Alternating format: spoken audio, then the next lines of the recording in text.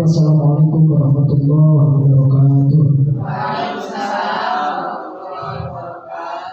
Alhamdulillahirabbil alamin wa bihi nasta'in ala umuri dunya waddin. Wassalatu wassalamu ala asyrofil anbiya'i wal mursalin wa ala alihi washabihi ajmain. Amma ba'du. Kalau Allah Ta'ala fil Qur'anil Karim mawasat maqalim bismillahirrahmanirrahim. Ya Allahu alladzi ya'lamukum walladzi ma'atum barakatuh.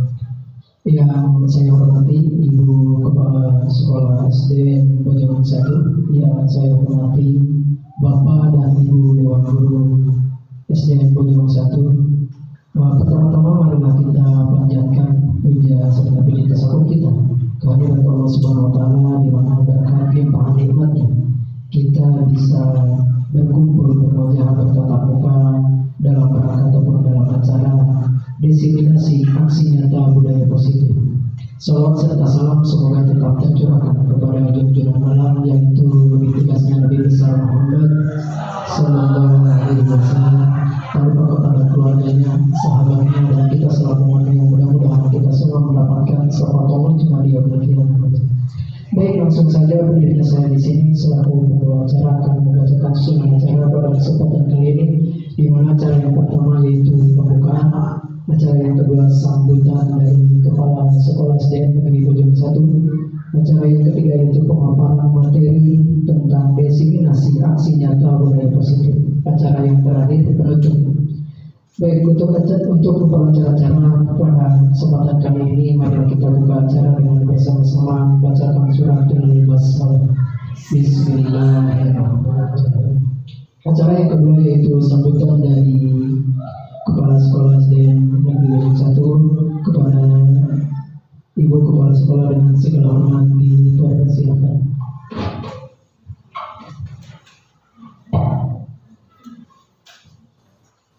Assalamualaikum warahmatullahi wabarakatuh. Waalaikumsalam warahmatullahi wabarakatuh. Alhamdulillah wa syukurillah wa la haula wa la quwwata illa billah. Rabbi shrah li sadri wa yassir li amri wahlul 'uqdatam min lisani yafqahu qawli.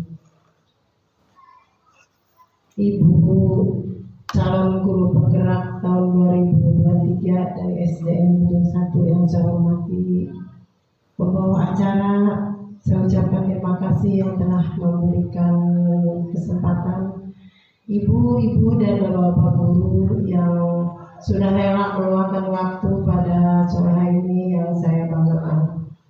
Puji syukur kita panjatkan kepada Allah Subhanahu wa Ta'ala yang telah melimpahkan rahmat hidayah serta hidayahnya kepada kita, sehingga pada hari ini, walaupun ini jam istirahat kita, ya seharusnya kita sudah pulas di tempat tidur, mungkin jam sekarang karena ini ada kewajiban kita, ya kita mendukung sepenuhnya kepada ibu calon guru penggerak ya pada hari ini, sehingga kita dapat berkumpul di tempat ini. Mudah-mudahan kita semua dengan niat baik ini mendapatkan ridho dari Allah Subhanahu wa Ta'ala. Amin, amin, amin. Ibu dan bapak yang saya hormati, saya hanya mengucapkan terima kasih kepada semuanya yang telah mendukung acara ini demi lancarnya program-program yang sudah dibuat oleh calon guru penggerak Ibu Suhermin ini. Semoga kita semua setelah nanti beliau mendapatkan gelar sebagai guru penggerak, kita imbasnya, ya kita mendapatkan imbasnya, terutama di sekolah kita ini, di SD Bojongan 1 ini. Mudah-mudahan dengan adanya satu orang guru penggerak, SD Bojongan 1 ini bisa lebih maju. Saya harapkan kepada ibu-ibu dan bapak yang belum mendaftarkan diri, sekarang waktunya, ya ada kesempatan sekarang untuk mendaftar, ya mumpung masih muda, ya mumpung masih ada kesempatan, mumpung kabupaten kita ini masih dijadikan proyek, ya masuk ke dalam proyek guru penggerak, ya pada tahap 10 ini sekarang sedang dibuka. Saya harapkan dan saya sangat berterima kasih apabila ibu-ibu bersemangat untuk mengikuti pendaftaran calon guru penggerak, ya. Karena calon guru penggerak itu kedepannya itu insya Allah masa depannya cerah gitu ya. Ada beberapa harapan yang dapat diraih oleh para guru penggerak, ya, terutama setelah mendapatkan sertifikat. Guru penggerak itu bisa berkesempatan untuk mendaftarkan diri sebagai calon kepala sekolah, ya. Jadi bukan berarti diangkat secara langsung, tapi berkesempatan, ya, untuk mendaftarkan calon kepala sekolah. Karena kepala sekolah itu sekarang salah satu syaratnya adalah mempunyai sertifikat guru penggerak, ya. Itu salah satu syarat, ya.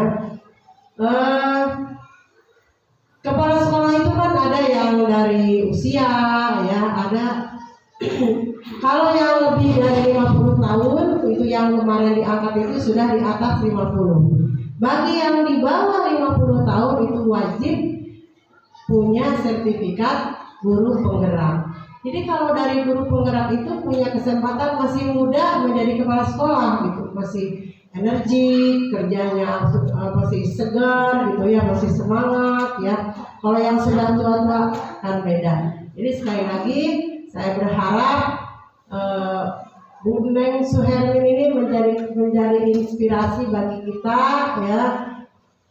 Support kepada kita semua ya. Semoga kita Bapak dan Ibu guru di sini bisa mengikuti langkah Ibu Neng Suhermin ini.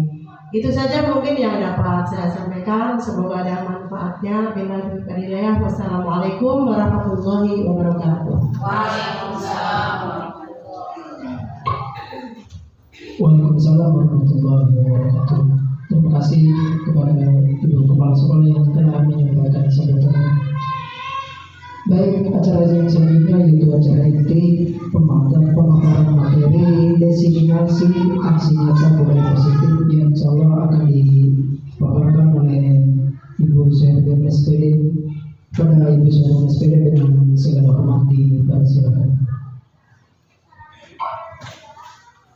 Baik, Assalamualaikum warahmatullahi wabarakatuh.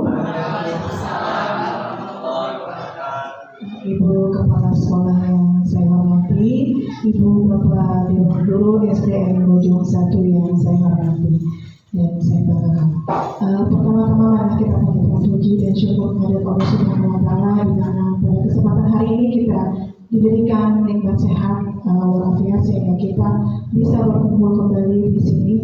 Kemudian salawat serta salam marilah kita curahkan kepada junjungan kita Nabi besar Muhammad SAW.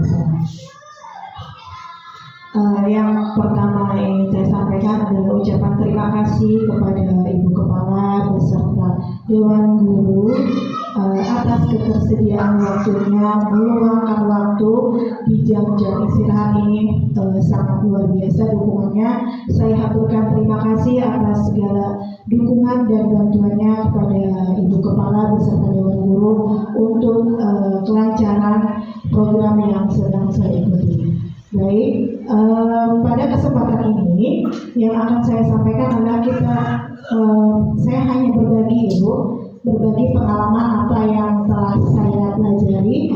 Kebetulan saya pembelajarannya sudah sampai di modul 1.4. Kemarin yang 1.3 itu tentang visi guru penggerak sudah kita bahas ya Bu ya, di pendampingan individu. Nah untuk 1.4 yaitu tentang budaya positif, penyebarannya melalui desiminasi ini yaitu menyebarkan pemahaman dan pengalaman penerapan budaya positif. Ya, jadi di sini saya akan berbagi cerita tentang pemahaman saya, tentang pengalaman saya belajar modul ini ya Bu Bapak. Jadi bukan mengajari, artinya bukan saya lebih tahu, hanya berbagi pengalaman. Saya yakin dan percaya bahwa Ibu Bapak pasti jauh lebih paham dari saya tentang penerapan budaya positif ini.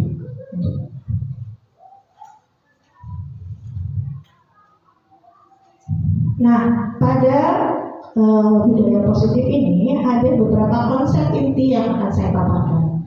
Yang pertama adalah perubahan paradigma belajar. Yang kedua, disiplin positif. Yang ketiga, kebutuhan dasar manusia. Yang keempat, motivasi perilaku manusia. Yang kelima, posisi kontrol restitusi. Yang keenam, keyakinan kelas. Dan yang terakhir adalah segitiga restitusi. Mungkin di antara ibu bapak ada yang sudah paham, ada yang sudah pernah membaca, atau bahkan ada yang sudah ahli mungkin ya. Nah, nanti kita di sini sama-sama kita belajar lagi. Saya sharing lagi apa yang sudah saya pelajari di modul ini.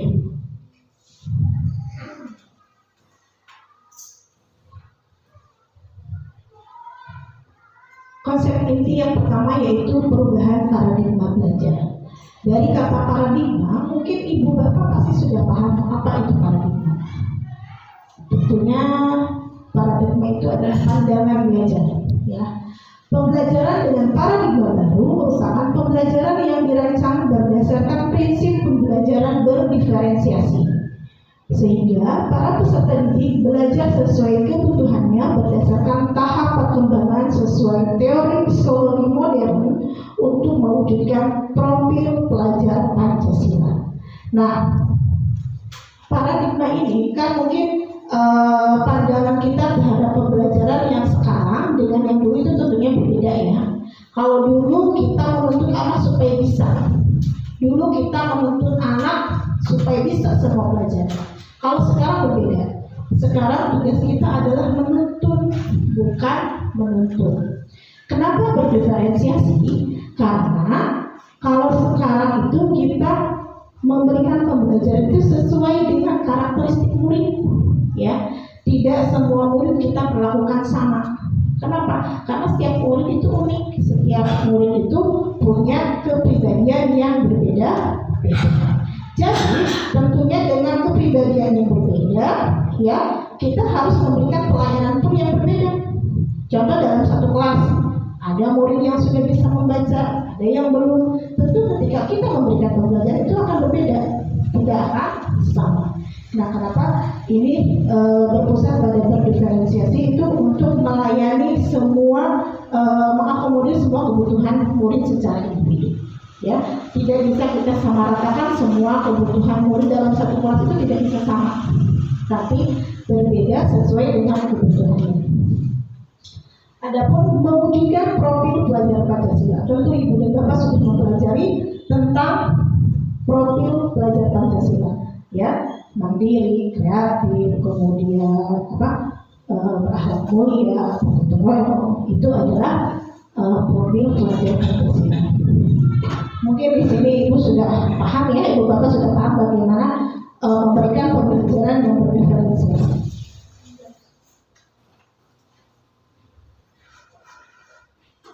Yang kedua adalah perubahan paradigma. Nah, sekarang pada perubahan paradigma ini silakan berpasangan A dan B. Sobeklah secara kertas, tuliskan benda atau sesuatu yang sangat berharga untuk Anda. Letakkan di salah satu tangan Anda dan genggam benda tersebut dengan segala daya. Kemudian buatlah sebuah kepalan. Teman Anda B mencoba dengan sekuat tenaga dengan berbagai cara untuk meminta Anda memberikan benda tersebut. Yang B bisa membujuk, bisa menghardik, bisa merayu, kemudian bisa mengiyakan, bisa melakukan apapun. Tapi tergantung si A mau membuka atau tidak, ya. Jadi itu tergantung masing-masing. Boleh sekarang kegiatan yang dilakukan berpasangan.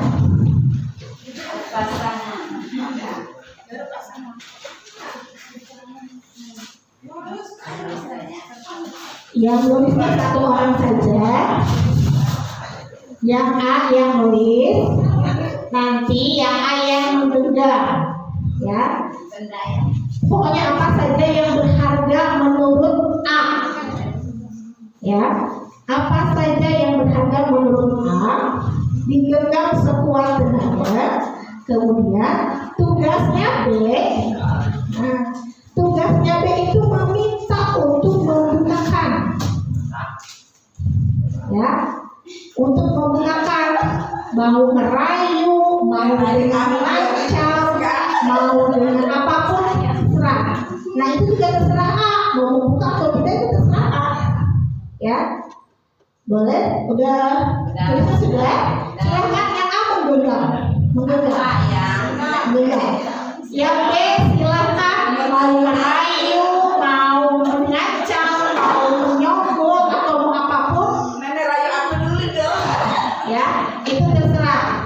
Ya, itu mau misalkan siapa atau terserah. Pokoknya tergantung keyakinan masing-masing. Anggap yang ada dalam genggaman tangan kita itu adalah hal yang paling berharga.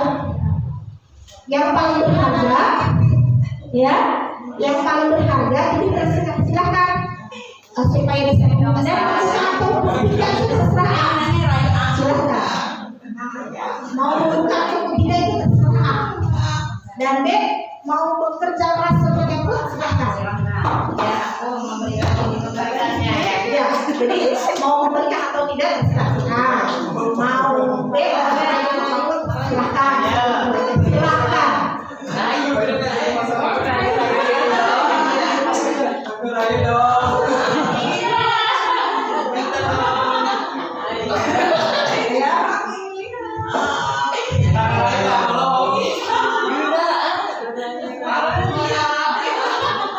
Umi mah langsung maksa balik. Ya. Ada yang sudah terayu? Oke. Tadi Bu Ido membukakan tangannya. Iya. Diapain sama Bu?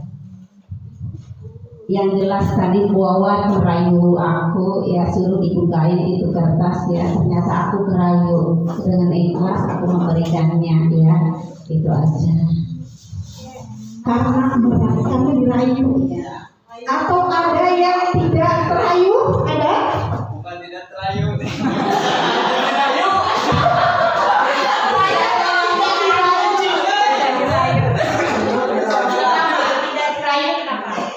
Tidak sampai di situ. Karena apa ya? Kurang kali merayunya ya. Sehingga tidak tergoda mukanya. Oke, baik. Yang pertama katanya sudah terbuka karena rayuannya mau. Iya. Yang kedua tidak terbuka. Nah, coba ketika kita mau membuka tangan ataupun tetap menggenggam, itu yang memutuskan siapa? Diri sendiri. Diri sendiri. Jadi yang memegang kendali itu orang lain atau diri kita? Diri kita sendiri. Diri kita sendiri. Ya, jadi yang mau kita membuka ataupun tetap memegang itu kontrolnya ada pada diri kita sendiri. Ya, walaupun misalkan tadi Bu Ido dengan rayuan, tapi tetap kan yang mengontrol Bu Ido untuk membuka bukan karena rayuannya, tapi kan Bu Ido merelakan. Jadi tetap yang memegang kontrol itu adalah diri sendiri. Mau itu ada rayuan, mau itu tidak, mau apapun itu rayuan, kalau kita tidak keyakinan kita tidak untuk membuka, tetap kita akan yakin untuk tidak membuka. Nah, disitulah bahwa keyakinan. Jadi segala apapun yang kita perbuat adalah tergantung dari kontrol diri kita sendiri. Baik itu mau ada rayuan atau apapun jatuhnya, atau yang memegang kendali adalah diri kita sendiri.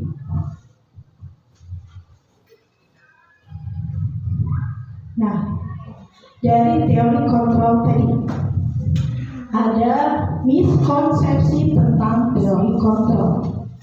Pertama adalah ilusi guru mengontrol murid.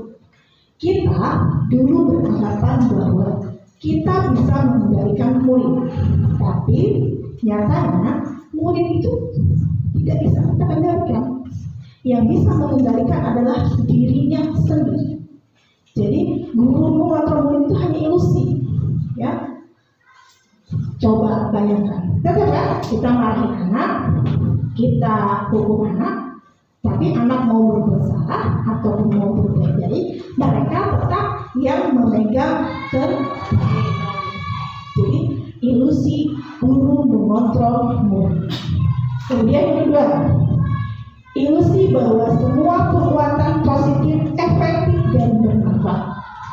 Nah, di sini maksudnya dulu kita selalu beranggapan bahwa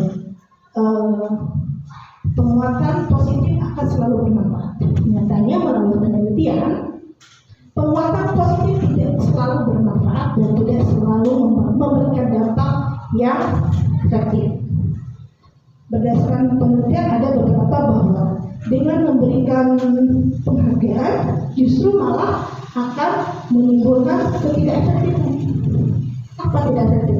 Anak hanya terpacu ketika mereka mendapatkan hadiah. Keinginannya tidak dari dalam diri sendiri.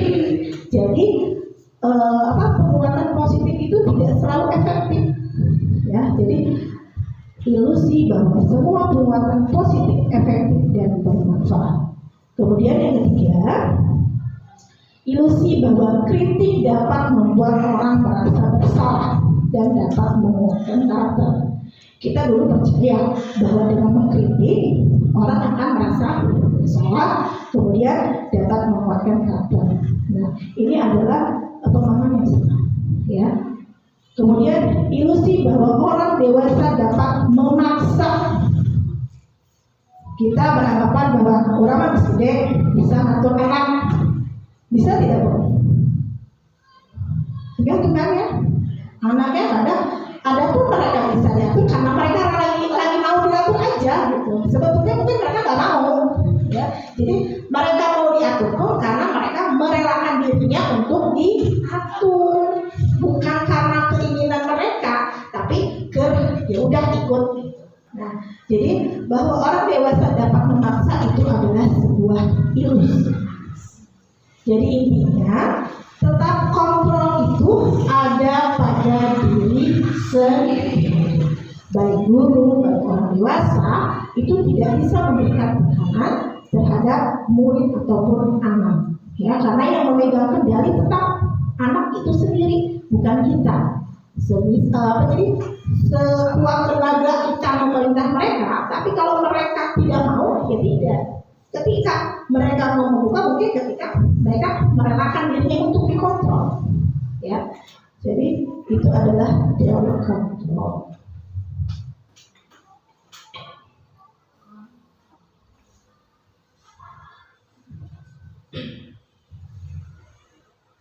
Mengubah paradigma stimulus respon berdasarkan teori kontrol. Nah, stimulus respon realitanya dulu kalau stimulus respon itu kita kebutuhan sama, tapi dengan teori kontrol realitanya kebutuhan kita berbeda. Jadi kita tidak bisa menyamakan si A dengan si B kebutuhan yang sama, itu tidak bisa. Kalau dulu kita samakan saja, ya kelas 1 ini.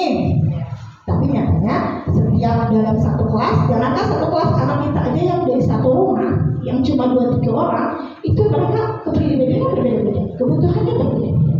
Ya. Kemudian yang kedua, semua orang melihat hal yang sama. Kemudian teori kontrol, setiap orang memiliki gambaran yang berbeda. Tentu dalam melihat suatu masalah, si A dengan si B, cara pandangnya itu sudah pasti berbeda. Ya. Kemudian yang ketiga, kita mencoba mengubah orang agar berpandangan sama dengan kita. Jadi kalau dulu kita berusaha orang supaya ikut pandangan kita. Kalau teori kontrol, kita berusaha memahami pandangan orang lain. Jadi kalau dulu kita maksa supaya pandangan kita tuh pandangan mereka sama dengan kita. Tapi kalau sekarang berarti kita mencoba mengerti orang lain. dengan tadi memahami pandangan orang lain. Kemudian berikutnya, perilaku buruk dilihat sebagai suatu kesalahan. Dulu ketika anak misalnya bandel, kita itu salah. Kalau sekarang dengan teori kontrol, kita lihat kenapa mereka seperti itu. Contoh, misalnya di kelas anak nyontek. Kalau dulu kita pandangannya salah nyontek. Kalau sekarang, kenapa anak ini bisa menyontek? Nah, jadi ada kita menelusuri tujuan dari menyontek itu apa dan kenapa. Jadi kalau dulu mah langsung main hakim sendiri, pandangan kita gini. Kalau sekarang kita lihat dulu nih, kenapa anak ini seperti ini, ya. Itu jadi perubahan pandangan kita. Kemudian orang lain bisa mengontrol saya. Kalau dulu pandangannya, sekarang hanya Anda yang bisa mengontrol diri Anda sendiri. Seperti tadi, ketika Bu Ratih tidak mau membukakan bahwa saya nggak mau, karena ini bukan saya. Bu Ido membuka, saat ini membuka pun karena keinginan Bu Ido, ya kan? Bukan hanya karena dirayu. Kalau Bu Ido ketika dia mau, kan tidak akan dibuka, ya. Jadi tetap kan yang memegang kendali tetap diri sendiri, mau membuka ataupun tidak, itu yang mengontrol tetap diri sendiri. Kemudian pemaksaan ada pada saat tunjukkan dengan. Kalau di teori kontrol, kolaborasi dan konsensus menciptakan pilihan-pilihan baru. Maksudnya apa?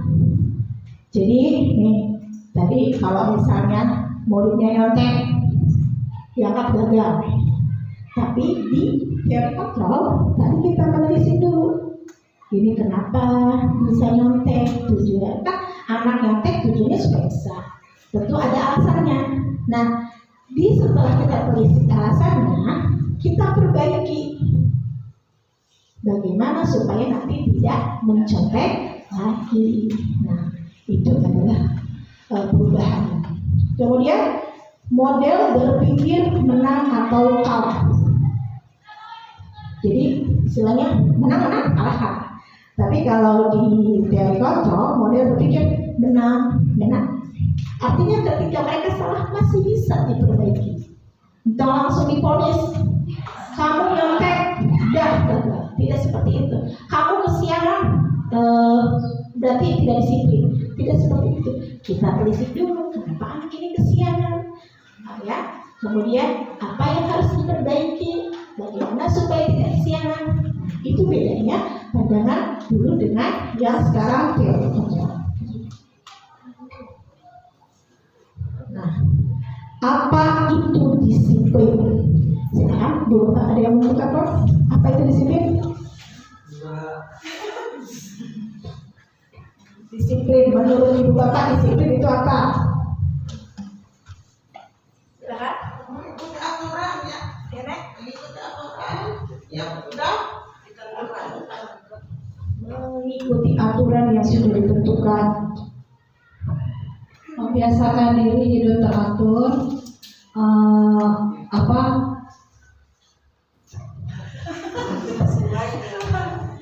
Membiasakan diri hidup teratur. Kalau Ibu Bapak tadi katanya sesuai aturan.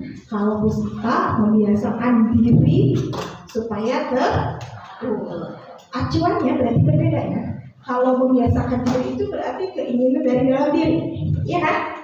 Kalau berdasarkan aturan berarti keinginannya dari dalam diri atau dari luar? Dari luar. Jadi ketika kita disiplin pun motivasinya ada dari luar, ada dari diri sendiri, ya. Makna disiplin berasal dari bahasa Latin disiplina yang artinya belajar. Disiplin diri membuat orang menggali potensinya menuju sebuah tujuan apa yang dia hargai. Tadi membiasakan diri supaya mencapai apa yang dia hargai, apa yang dia yakini. Namun dalam budaya kita, maka kata disiplin telah berubah menjadi sesuatu yang dilakukan seseorang pada orang lain untuk mendapatkan kepatuhan. Jadi kalau kita makan berpandangannya disiplin kata tadi mentaati aturan. Padahal yang sebenarnya itu belajar membiasakan diri untuk tujuan yang dihargai. Kemudian kecenderungan umum adalah menghubungkan disiplin dengan ketidaknyamanan, betul tidak? Ya kan? Kita pandangan kita disiplin itu ada hukuman, harus ini aturannya banyak. Sebetulnya disiplin itu tadi dari dalam kita seharusnya.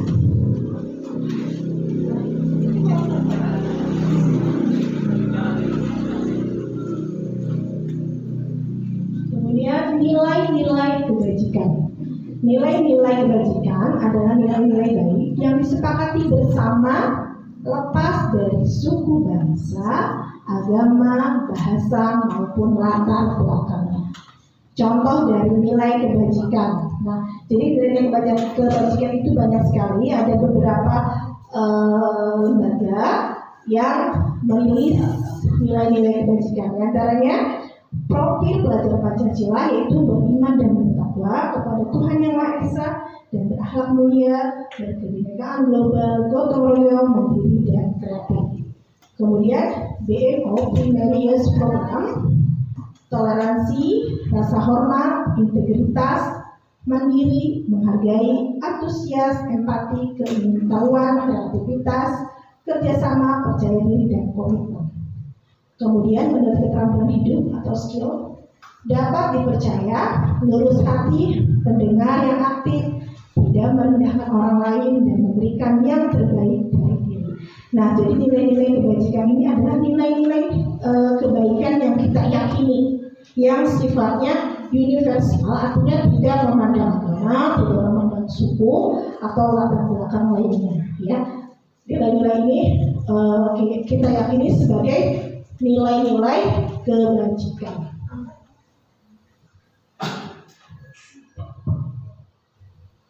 Nah, kembali ke kebutuhan dasar manusia. Coba saya sebelum ke pengertiannya, kita sebagai manusia butuh apa saja? Makan, pakaian, uang, tempat tinggal, uang yang pertama. Uang, tempat tinggal, makan, apalagi baju, apalagi ya? Kendaraan, apalagi skincare, uang itu yang ya.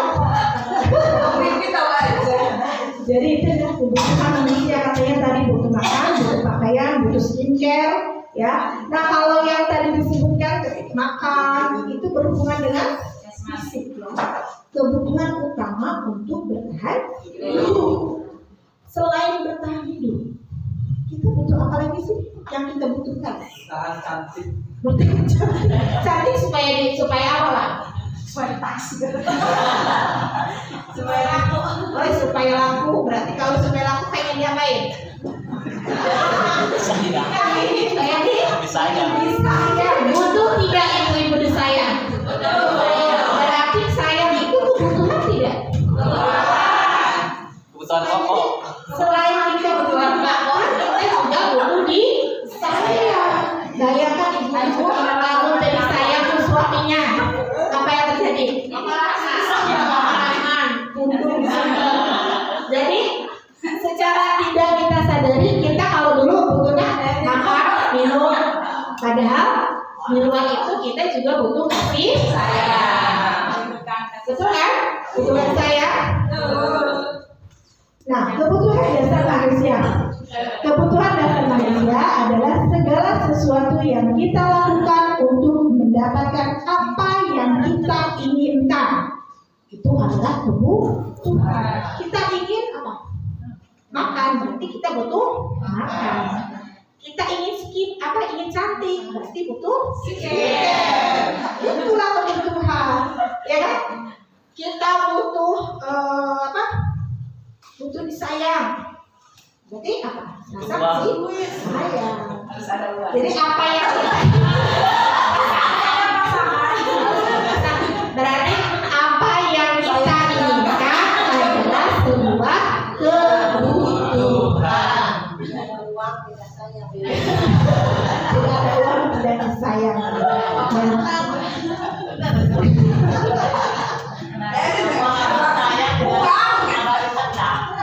Seluruh tindakan yang kita lakukan memiliki tujuan tertentu. Betul tidak? Apa yang kita lakukan memiliki tujuan. Betul kan? Contoh, kita makan. Tujuannya apa? Kenyang. Supaya kita kenyang. Kita lapar, kita makan.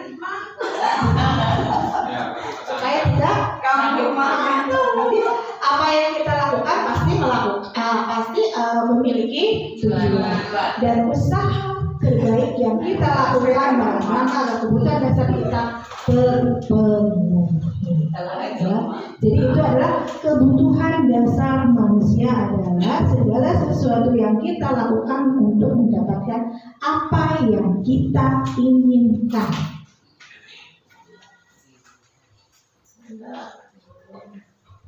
Nah, tadi di sini 5 kebutuhan dasar manusia.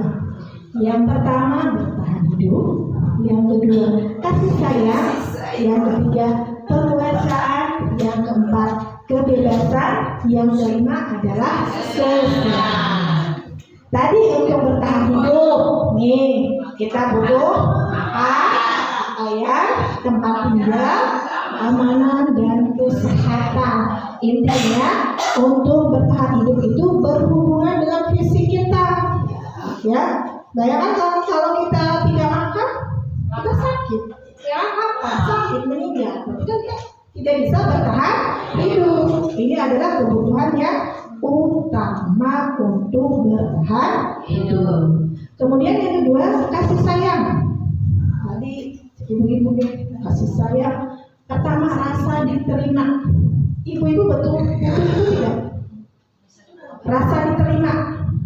Contoh, kita di kelompok kita, yang dua ngobrol, kita nggak diajakin. Kira-kira sedih nggak? Sedih. Enggak. Nah, itu tidak berarti kita butuh rasa diterima, dipedulikan. Betul tidak dipedulikan? Betul, Diperhatikan. Kemudian berbagi, kerjasama, menjadi bagian dalam kelompok. Bayangkan ibu-ibu dalam satu kelompok nih, 5 orang, anu tiluan ngobrol, anu 2 diajakan. Kira-kira apa yang dirasakan? Korban perasaan tersinggung, tidak dihargai. merasa tidak dihargai. Jadi kita sebagai manusia butuh juga rasa dihargai, rasa diterima. Kemudian yang ketiga penguasaan, berhubungan dengan harga diri, keinginan untuk dianggap memimpin, berprestasi dan diakui. Butuh tidak kita itu? Ya, harga diri. Kemudian yang keempat kebebasan. Contoh, kita mau makan. Jadi si A, kamu makannya ini aja. Kira-kira padahal kamu gak suka. Berarti kita butuh kebebasan tidak?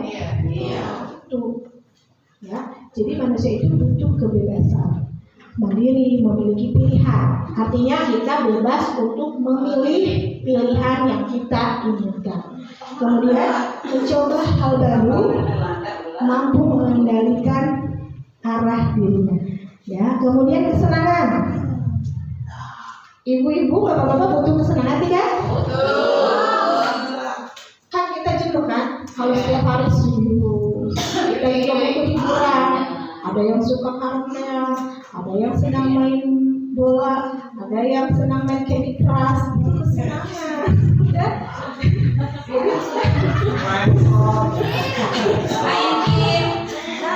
Jadi ini adalah kebutuhan utama kita ya sebagai makhluk. Jadi setiap orang itu butuh kesenangan, butuh untuk memilih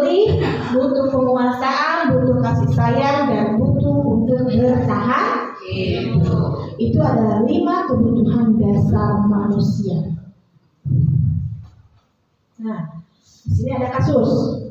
Sebutkan kebutuhan apa yang sedang berusaha dipenuhi. Dinda, seorang anak kelas 3 SD, begitu tiba di rumah, sepulang dari sekolah, menangis dan mengadu pada ibunya bahwa dia benci pada ibu Rani. Menurut Anda, kebutuhan apakah yang berusaha dipenuhi oleh Dinda jika jawabannya seperti ini?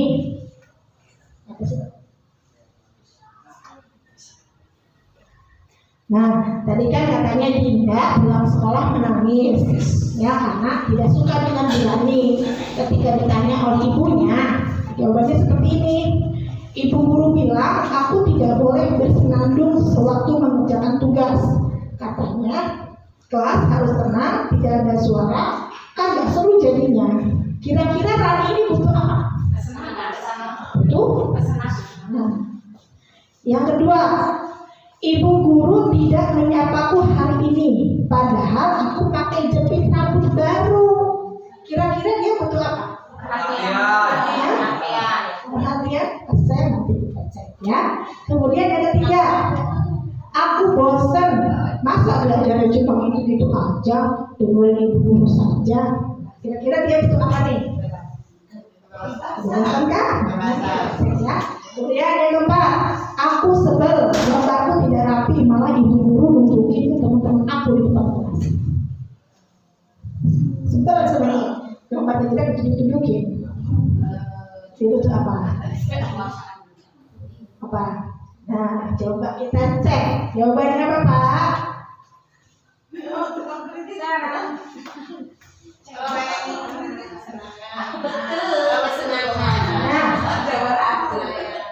Ibu guru bilang aku tidak boleh bersenandung.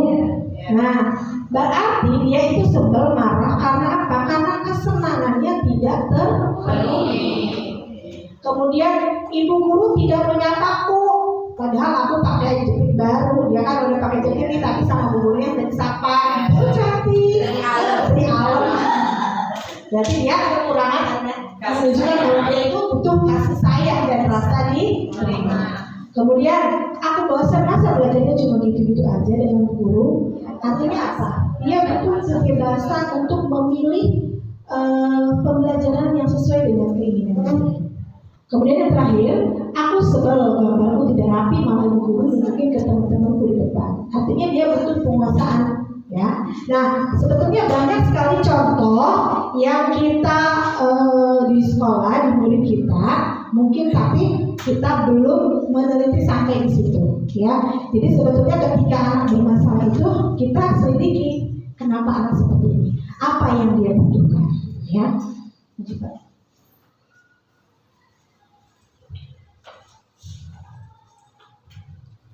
Teori motivasi perilaku manusia.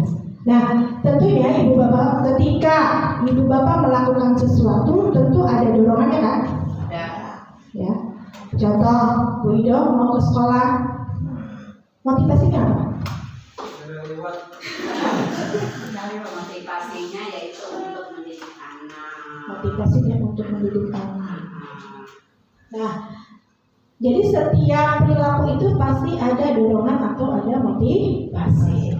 Motivasi itu ada 3, ya. Untuk menghindari ketidaknyamanan atau hubungan. Yang kedua, untuk mendapatkan imbalan dari orang lain atau institusi. Yang ketiga, untuk menghargai diri sendiri. Nah, yang pertama, yang kedua itu adalah motivasi yang eksternal, artinya motivasinya berasal dari luar. Contoh, si A ke sekolah pagi karena takut sama bu guru. Itu artinya dia motivasinya dari luar atau dari dalam? Dari luar. Ya. Kemudian untuk mendapatkan imbalan, artinya misalnya dia selalu rajin karena ingin dipuji. Kasih hadiah. Nah, itu berarti motivasinya dari luar, eksternal. Tapi kalau misalkan dia ke sekolahnya karena udah ini sudah kewajiban saya, tanggung jawab saya, itu berarti motivasinya dari diri sendiri. Ya, jadi motivasi itu ada karena takut hukuman, ya, kemudian ada karena ingin imbalan, atau karena dari dalam diri sendiri. Kemudian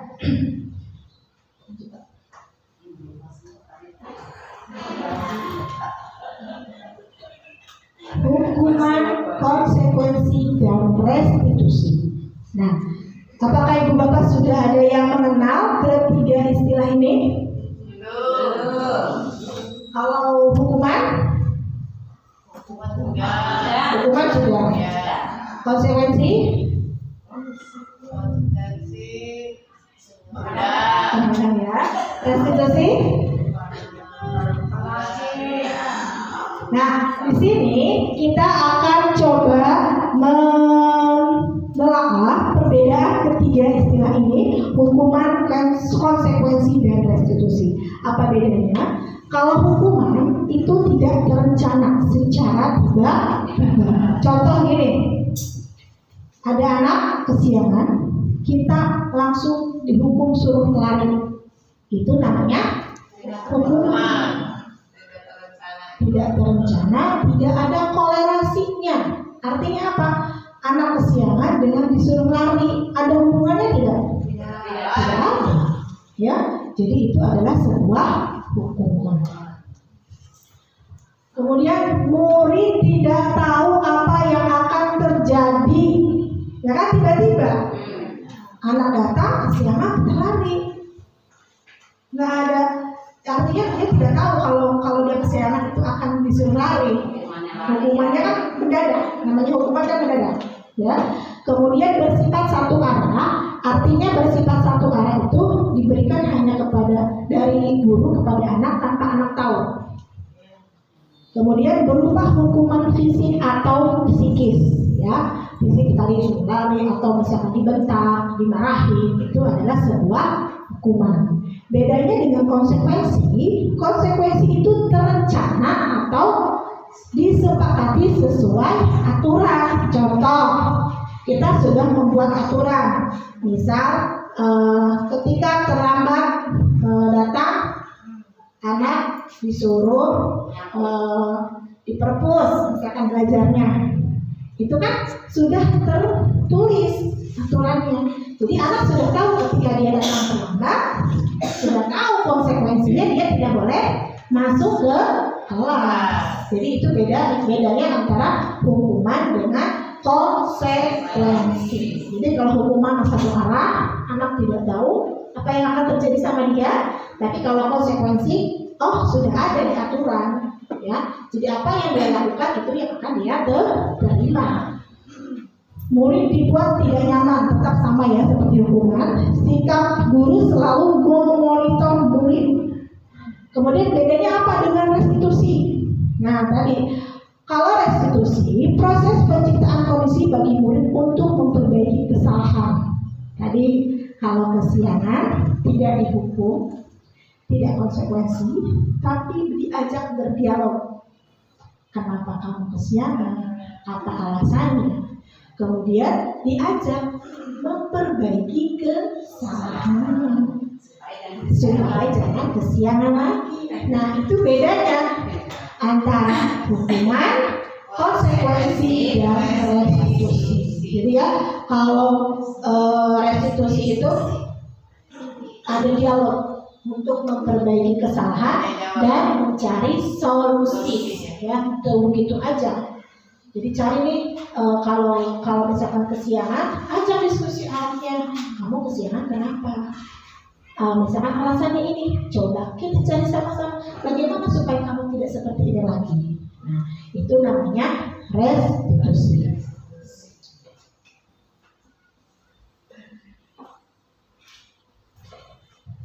Nah, coba kita lihat di sini. Mencatat 100 kali di halaman buku kalimat saya tidak akan terlambat lagi atau karena terlambat ke sekolah. Ini hukuman atau konsekuensi? Hukuman, nanti kita bahas ya. Kemudian lari mengelilingi lapangan basket 2 kali karena terlambat hadir di sekolah. Nah, murid diminta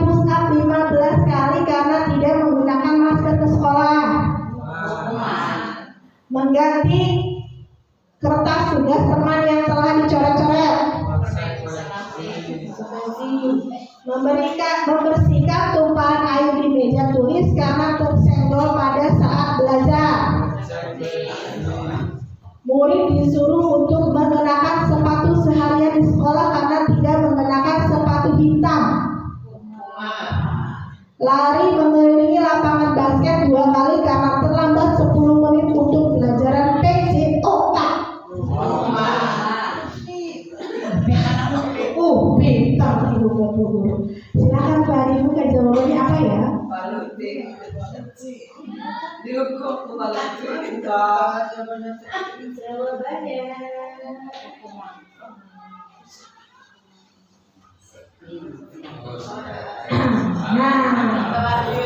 Kenapa yang terakhir konsekuensi?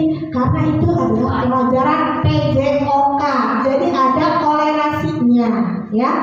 Ada hubungannya. Kecuali lamun pelajarannya pelajaran IPA, pelajaran IPS, bahasa Indonesia, itu kan tidak ada kolerasinya. Jadi itu hukuman. Yang lainnya sudah betul ya. Ini ada hukuman. Yang kedua hukuman, yang ketiga hukuman.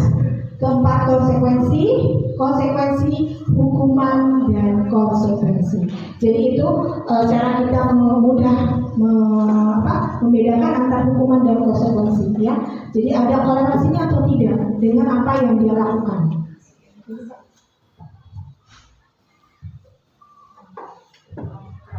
Nah, di sini kita coba mencermati posisi kita sebagai seorang guru. Ada 5 posisi kontrol. Yang pertama penghukum, yang kedua pembuat merasa bersalah, yang ketiga teman, yang keempat pemantau, yang kelima manajer. Nah, kira-kira sudah ada yang paham ini tentang posisi kontrol dulu? Ya. Coba nanti kita telaah kita ada di posisi yang mana. Silakan Pak.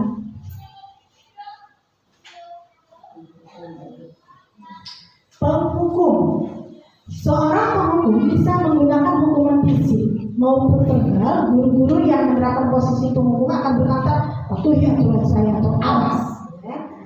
Kamu selalu aja salah, selalu yang terakhir selesai. Guru seperti ini senantiasa percaya hanya ada satu cara agar pembelajaran berhasil, yaitu cara dia. Ya, jadi hukuman kita tidak mencari masalah kenapa dia bermasalah, tapi langsung memberikan hukuman, langsung memberikan sanksi. Begitu Pak? Pembuat merasa bersalah.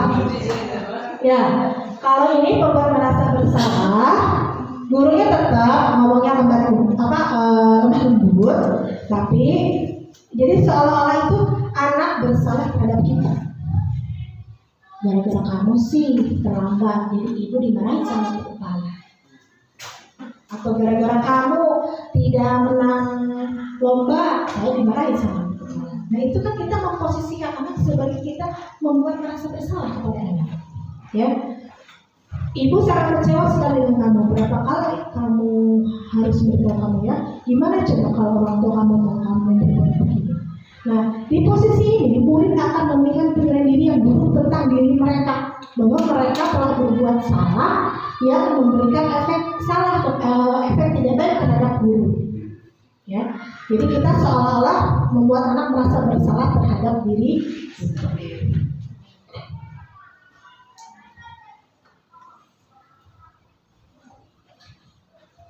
Kemudian yang ketiga, posisi sebagai teman. Guru pada posisi ini tidak akan menyakiti murid, namun akan tetap berupaya mengontrol murid melalui persuasi. Posisi teman pada guru bisa negatif ataupun positif. Ya, positif di sini berupa hubungan yang baik yang terjalin antara murid dan guru. Guru sebagai posisi teman menggunakan hubungan baik dan humor antar mempengaruhi seorang.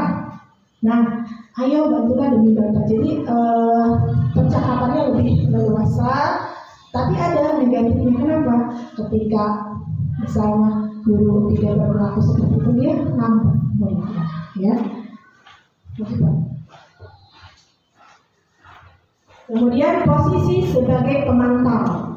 Posisi sebagai pemantau itu ketika anak berbuat salah, langsung kamu tahu nggak aturan ini? Kamu tahu nggak ini sanksinya apa? Kamu tahu nggak? Jadi guru sebagai pemantau itu ketika anak berbuat salah langsung dihubungkan dengan aturan, langsung dihubungkan dengan anak. Kamu tahu nggak? Kalau kamu berbuat ini kesalahan ini, tahu nggak hukumannya? Tahu nggak sanksinya? Jadi memantau kegiatan anak dihubungkan dengan peraturan. Seorang pemantau sangat mengandalkan penghitungan catatan data yang dapat digunakan sebagai bukti atas perilaku seseorang.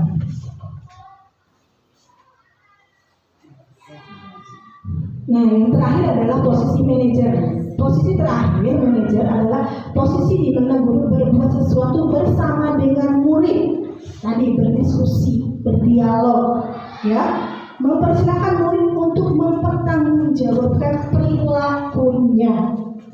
Contoh, misalnya ketika anak menyobek buku temannya, kita tidak memarahinya, tapi kita ajak dialog. Kenapa kamu begini?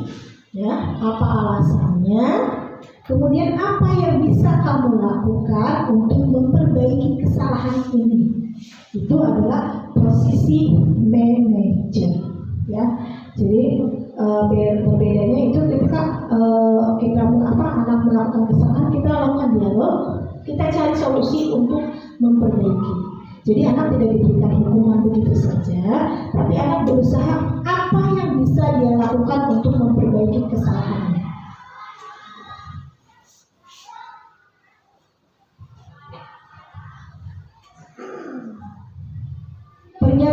Pernyataan, saya kecewa sekali dengan kamu. Kamu tidak pernah benar-benar melakukannya. Ayolah lakukan demi ibu. Apa kamu mau mendapatkan stiker bintang hari ini? Bagaimana kamu bisa menyelesaikan masalah ini? Kamu selalu yang paling terakhir. Nah, coba dari kalimat yang pertama itu dikatakan oleh seorang penghukum kah, manajer kah, atau yang lain? Apa? Penghukum. Kalau yang kedua?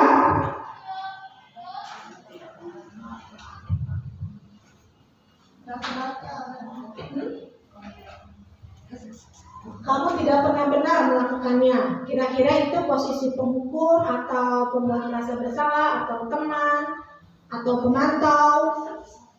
Salah. Nanti kita lihat. Ayo lakukan demi ibu bapak.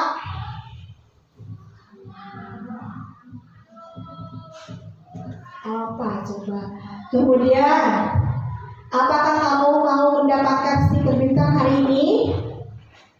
Kemudian, bagaimana kamu bisa menyelesaikan masalah ini? Yang terakhir, kamu selalu yang terakhir. Nah, kita cek jawabannya.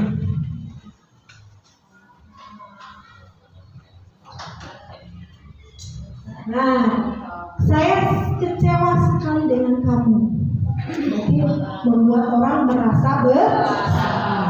Kamu tidak pernah benar melakukan. Itu menghukum. Kemudian ayolah lakukan demi ibu. Itu teman. Apakah kamu mau mendapatkan stiker? Itu pemantau karena selalu berhubungan dengan aturan. Kemudian bagaimana kamu bisa menyelesaikan masalah? Ini posisinya sebagai manajer. Kamu selalu yang paling terakhir. Itu posisinya sebagai penghukum.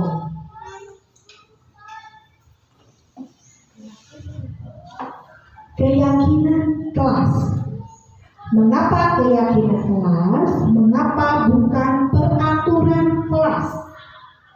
Apakah ibu bapak di kelas ada peraturan kelas atau sudah keyakinan kelas? Masih peraturan. Nah, bedanya apa kalau peraturan dengan keyakinan? Ya, keyakinan itu dibuat bersama dari peraturan kelas yang kita buat bersama juga, ya.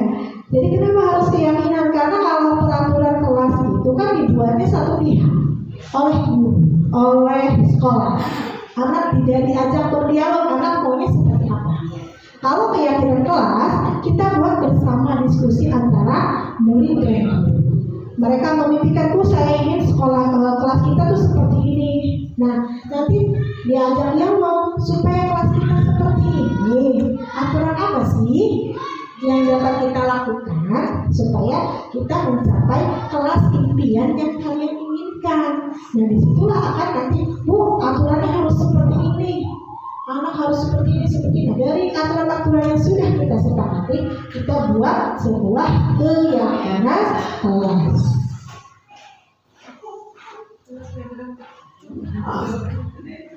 Keyakinan kelas untuk mendukung motivasi intrinsik kembali ke nilai-nilai keyakinan lebih menggerakkan seseorang dibandingkan mengikuti serangkaian peraturan. Tadi kalau peraturan itu kan dibuatnya sepihak, jadi anak merasa oh itu aturannya buruk, saya belum mau seperti itu. Tapi kalau keyakinan, karena mereka yang buat, otomatis mereka yakin bahwa nilai-nilai ini bagus di kelas. Oh, supaya kelas kita ini rapi, kan ada keyakinan yaitu kita menjaga kebersihan. Dari mana keyakinan? Dari peraturan-peraturan yang dibuat bersama antara murid dan guru, kemudian dipilih, kemudian diubah menjadi sebuah kalimat positif yang berubah menjadi sebuah keyakinan. Ya. Nah, saya sudah pernah membentuk keyakinan kelas. Jadi keyakinan kelas bersifat asal, berupa pernyataan universal, ya, artinya kalimatnya tidak menentukan suatu latar belakang tertentu, ya. Jadi universal dibuat dalam pernyataan universal sedikit saja, jadi nggak usah banyak biar gampang diingat. Kemudian sesuai dengan kondisi sekolah sehingga mudah diterapkan. Kemudian semua warga sekolah atau kelas dilibatkan. Nah, ini bedanya keyakinan kelas dengan peraturan kelas. Jadi anak dilibatkan untuk membuat peraturan yang kemudian dijadikan sebuah keyakinan kelas. Kemudian peraturan, selalu kembalikan buku ke tempatnya, dilarang mengganggu orang lain, hadir di sekolah 15 menit sebelum pembelajaran dimulai, dilarang melakukan kekerasan, dilarang menggunakan narkoba, bergantian atau menunggu giliran, gunakan masker, jangan berlari di kelas atau pondok. Nah, kira-kira yang pertama keyakinan kelas itu tentang apa? Nilai keyakinannya apa? Selalu kembalikan buku ke tempatnya. Kira-kira nilai keyakinannya apa? Tanggung jawab. Tanggung jawab. Yang kedua, dilarang mengganggu orang lain. Kira-kira apa kalau dilarang mengganggu orang lain? Nilai keyakinannya. Menghargai orang lain. Kemudian hadir di sekolah 15 menit. Disiplin. Dilarang melakukan kekerasan.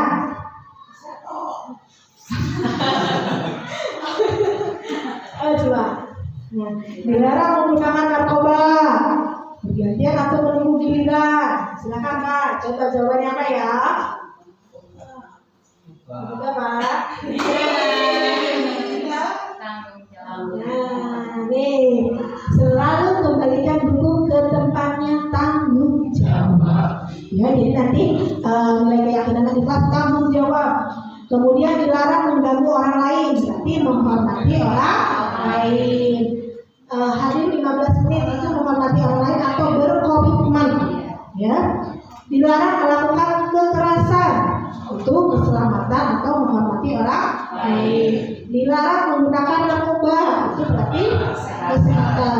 Kemudian bergantian menunggu giliran, menghormati orang lain bisa, bersabar juga bisa. Kemudian gunakan masker, seatas, jangan berlari di koridor, keselamatan atau keamanan. Nah, kemudian yang terakhir adalah segitiga restitusi yang sebetulnya dari tadi kita sudah bahas, ya. Suatu proses dialog yang dijalankan oleh guru agar dapat menghasilkan murid yang mandiri dan bertanggung jawab. Jadi restitusi yang tadi sudah diungkapkan di awal bahwa ada 3 tahapan, ya, yaitu ada, silakan Pak, menstabilkan identitas berdasarkan bahwa membuat kesalahan adalah bagian dari proses belajar.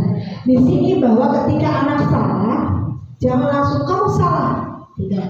Tapi oh iya, kamu salahnya kenapa? Tidak apa-apa, semua orang juga bisa salah. Ibu juga dulu pernah salah. Tapi bagaimana cara kita untuk memperbaiki? Ya, berdasar prinsip membuat kesalahan adalah bagian dari proses belajar. Membuat salah itu tidak apa-apa. Tidak ada manusia yang sempurna. Itu yang kita ungkapkan kepada anak. Ya, itu sebagai menstabilkan identitas, mencoba menenangkan gelak kamu. Ya, misalkan anak berantem, kita pisahkan, kita bawa ke kantor, kita dialog, kita tanyakan sampai kenapa, ya. Mungkin yang usaha ini memang bisa berhasil, bisa tidak, ya. Tapi tidak kita langsung hubungi anak kamu ini, tidak. Kita akan dialog dulu. Kamu ini kenapa seperti ini? Gak apa-apa, iya ibu maklum kamu marah. Saya mau marah karena orang tua saya diledek misalnya. Jadi kita tenangkan dulu, oh iya, misalkan kamu marah karena kamu orang tua kamu diledek. Ibu juga mungkin marah kalau orang tua ibu diledek. Jadi menguatkan dirinya dulu, ya, dengan menstabilkan identitas. Kemudian kita dengan kalimat-kalimat seperti ini kita bisa menyelesaikan ini. Kemudian Bapak Ibu tidak tertarik mencari siapa yang salah, tapi bagaimana kita mencari solusi dari masalah ini. Kemudian kamu berhak merasa begitu. Tadi kamu boleh marah karena orang tua kamu diledek. Jadi kuatkan dulu dirinya. Kemudian apa kamu sedang menjadi teman yang baik bagi dirimu. Itu adalah kalimat-kalimat untuk menstabilkan identitas dulu.